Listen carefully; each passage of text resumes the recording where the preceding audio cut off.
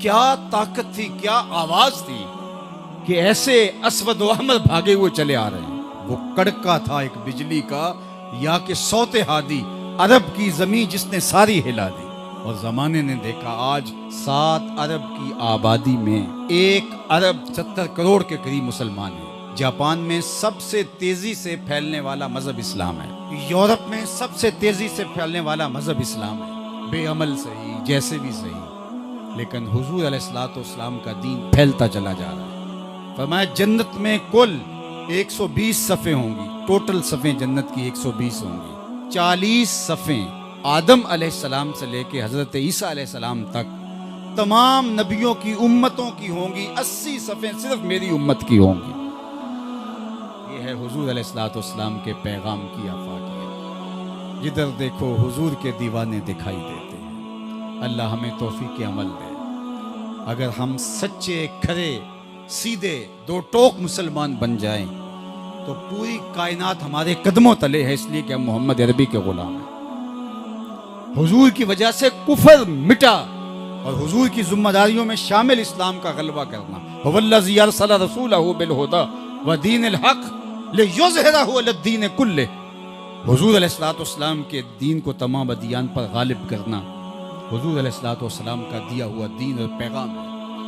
اور قرب قیامت میں اتنی دیر تک قیامت نہیں آئے گی جب تک پوری دنیا پر اسلام نہیں پھیل جائے گا. پوری دنیا پر اسلام نہیں پھیل جائے گا. شرق سے لے کر غرب تک، شمال سے لے کے جنوب تک کائنات کی ایک چھت بھی ایسی نہیں ہوگی جہاں محمد عربی کے نام کا جھنڈا نہیں جھول رہا ہوگا. حضور کے نام کے پھریرے لہرا رہے ہوں گے. یہ اللہ کے محبوب کی عظمت ہے. کفر مٹ جائے گا اور ہر طرف اسلام کا بول بالا ہوگا. خلیفۃ المسلمین حضرت امام مہدی کی خلافت علی منہاج النبوہ قائم ہوگی، اسی طریقے پہ قائم ہوگی. حضرت عیسیٰ علیہ السلام کے انفاس کی مہک سے دجال پگھلتا چلا جائے گا، اور حضور کے دیوانے آگے بڑھ بڑھ کے اسلام کے جھنڈے گاڑتے چلے جائیں گے، اور پوری کائنات کے اندر پھریرے حضور کے ہوں گے. تو فرمایا انا الماہی، میں ماہی ہوں. اللہ اکبر. الذی یمحو اللہ بی الکفر، اللہ میری وجہ سے کفر کو مٹا ڈالے گا. ہر طرف اسلام کے پھریرے. وانا الحاشر الذی یحشر الناس علی قدمیہ، اور میں حاشر ہوں، اور قیامت کے دن جو ہے وہ لوگ میرے پیچھے پیچھے آئیں گے اور میرے قدموں پہ آئیں گے. فرمایا سب سے پہلے میری قبر کشادہ ہوگی، اور پھر ابو بکر کی قبر، پھر حضرت عمر کی قبر. دائیں ہاتھ میں ابو بکر کا ہاتھ ہوگا، بائیں ہاتھ میں عمر کا ہاتھ ہوگا. ہاکذا نبعث یوم القیامہ. فرمایا قیامت کے دن ہم قبروں سے ایسے ہی اٹھیں گے. اللہ اکبر. کیا شان ہوگی، کیا عظمت ہوگی، کیا رفتوں کے پھریرے ہوں گے. اور پھر حضور حشر میں آئیں گے. اللہ اکبر. پھر حشر میں حضور کا آنا، اور پھر لوگوں کی پناہ بننا، لوگوں کے لیے امان بننا.